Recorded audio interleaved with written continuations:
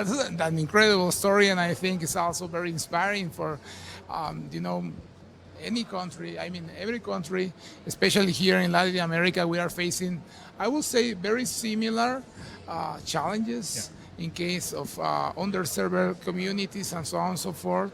So I think you are bringing us a great inspiration for the new leaders, for society, for NGOs, for government leaders as well, politicians as well, to actually be able and see uh, that there are great possibilities, and we can tackle that with technology, but also being smart on how to introduce it and how to make all the system pieces together to work towards having a successful implementation.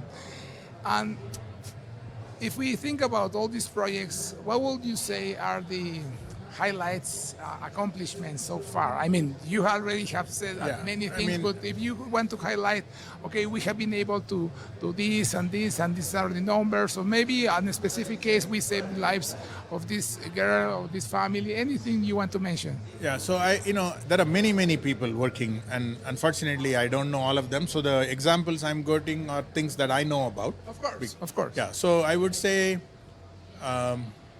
I'm going to say the thing that excites me most are three problems. One is in the area of baby birth weight.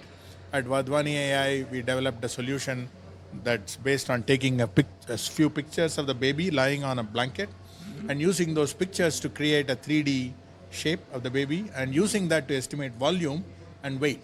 Because babies' specific gravity is 1.04. They're mostly water. In fact, most of us are water.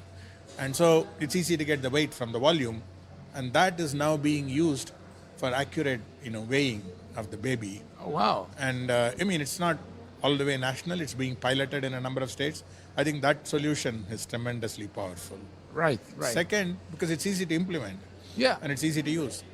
The second one, right, that again in health, is one of my colleagues. Her name is Amrita. She works in an organization called Arman, where they are using conversational agents to train the frontline workers to provide care.